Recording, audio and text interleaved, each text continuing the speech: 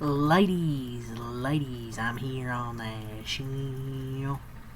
And I'm here to recap a Super Bowl rematch here. The Philadelphia Eagles beat those Kansas City Chiefs 2017. I mean, this is a kind of a more low-scoring game than I thought it would be. Really a defensive battle. Both quarterbacks struggled.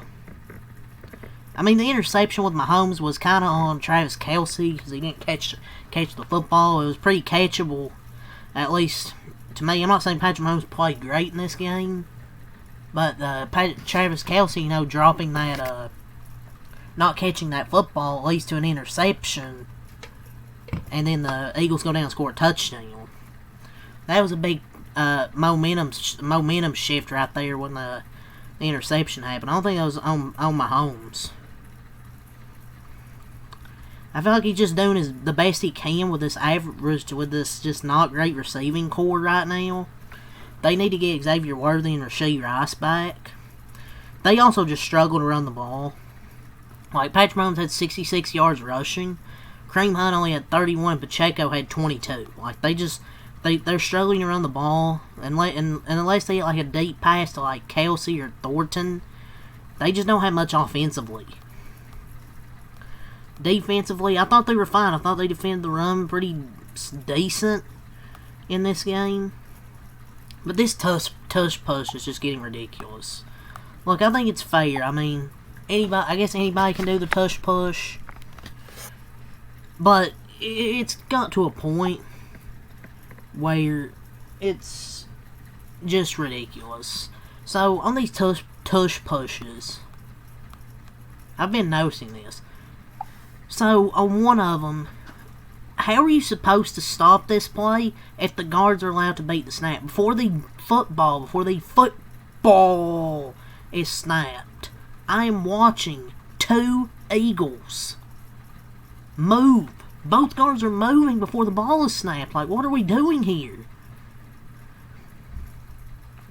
Like, what are we doing? How is this allowed?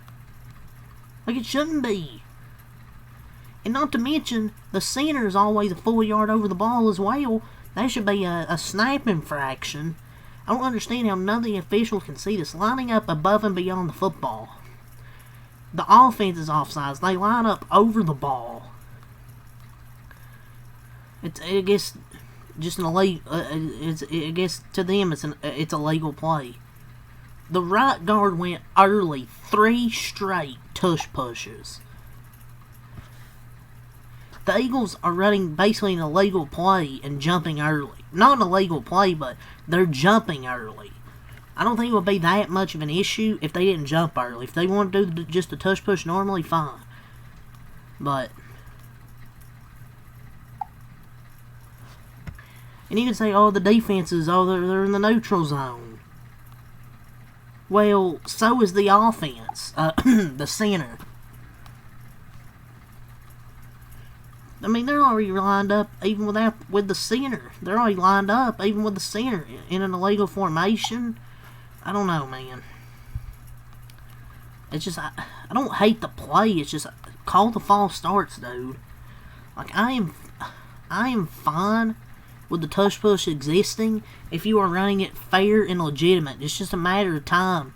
It's just a matter of no one being able to stop it. If the Eagles are just going to actively false start every time, then every time they ruin it. It's just lame. Neither team looked very good. But spamming the same play where you both line up and false start every single time, it's just not real football to me.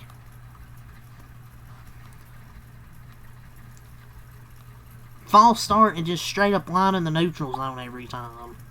The defense might as well start lining up offsides, but at this point, I don't know how you stop it if they're just going to let the guards false start. Because they false start every time on that tush push. Oh, the defense is offside. Yes, so is the offense. Like, how is the center able to have his head in front of the ball? It should be an illegal formation. But I guess it's not. But anyways, I just want to get that little rant out. So, let's go over the stat sheet. I want to talk about Jalen Hurts. Let's go over the winners here. The winner, Philadelphia Eagles. I don't know, dude. This team just doesn't look that good this year. They're just not really that creative offensively this year compared to last year. I don't know if it's just because of the new offensive coordinator not having Kellen Moore and Nick Sirianni, calling the plays. But this offense is not very creative this year. Not much motion. Running the same play after same play. I just don't think this Eagles team is very good. But to me, Jalen Hurts is not a top 10 quarterback. I don't care. I promise you, there will be nothing you can tell me that will convince me Jalen Hurts is anything better than a slightly above average quarterback. He's slightly above average. I don't care how many games he wins. He's a good leader.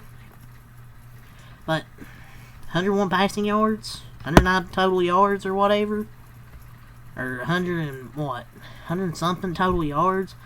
Yeah, your team's beating the Chiefs on the road, but he has 2 wide receivers that can be number ones on more than half the teams. One half of the best running backs in the league, best O-line in the league, along with a top 5 defense. They have a plug-and-play system.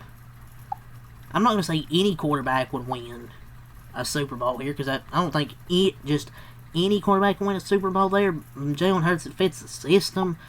I don't know. He just feels like a tush-push merchant at this point. He's just slightly above average to me. 15 of 22, 101 yards, no touchdowns, no interceptions. Really didn't do much throwing in week 1 either. 9 runs, 15 yards, and a touchdown and a tush-push. Man, all these tush-push touchdowns, man, so impressive. 152 yards in week 1, no touchdowns. 101 in week 2, no touchdowns.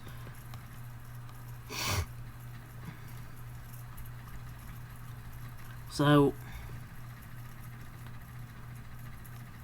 I guess, the Eagles have won 16 straight games. It hurts at starting fantasy. He has 39 TDs just to 4 turnovers of that stretch, but how many of those are tush-push touchdowns? I mean, he's a winner, don't get me wrong. It's I don't know. He threw for a career low, 101 yards, in a game in which he started and finished. I don't want to hear anybody call this dude a top 10 quarterback. Yeah, he wins a lot, but anybody would win with this team. Almost anybody. Barkley, 22 runs, 88 yards, and a touchdown for Saquon Barkley. A.J. Dillon, 9 runs, 13 yards, 6.3 carry. Barkley with 4 carry. Devontae Smith, 4 catches, 53 yards. A.J. Brown, 5 catches, 27 yards. He didn't really do that much today. 5 catches for 27 yards. I know it's only week 2, but he has 6 receptions for 35 yards in 2 games. They need to get him involved. Barkley, 2 catches, 60 yards. Calcaterra, 1 catch, 6 yards. Granson, 1 catch, 5 yards. And Dotson, 1 catch, 4 yards. Makuba with an interception and half a sack. Half a sack by Zadarius Smith. 1 sack from Ojomo. 2 for 2 on field goals by Jake Elliott, including the 58-yarder before halftime that tied the game. And the Eagles improved to 2-0. But like I said, I just don't think this Eagles team is as good as they were last year. I don't think they're going to go back-to-back. I know they have a really good offensive line. And maybe their defense can get better as the season goes. They were good today, but this Chiefs offense isn't the same right now. And the Eagles, I don't know about this offense. They're going to need Jalen Hurts to be able to throw the ball better. Because you're not going to lead most of the game that you're playing every week. But the Eagles improved to 2-0. And they had 7 in the first quarter, 3 in the second quarter, 3 in the third quarter, and 7 in the fourth quarter. And then those Chiefs dropped to 0-2. Mahomes, 16 of 29, 187 yards, 1 touchdown, no interceptions, or 1 interception. He had 7 runs, 66 yards, and a touchdown, 9.4 carry, 2 total touchdowns in this one. And they're 0-2 for the first time since 2014, which is kind of crazy. And when they sent pressure, they done a good job. 4 of 10, 32 yards against Mahomes when they sent pressure. So, and he's actually lost 3 games in a row for the first time in his career. So yeah, tough loss. But they need to get Rashee Rice and Xavier Worthy back. Well, Rashee Rice from the suspension and Worthy from injury. Kareem Hunt, 8 runs, 31 yards for Kareem Hunt. Pacheco, 10 runs, 22 yards, only 2.2 yards per carry. Pendeo face. Besides Mahomes, this team has struggled to run the ball in their first 2 games. Kelsey, 4 catches, 61 yards, but had a key drop that ended up making it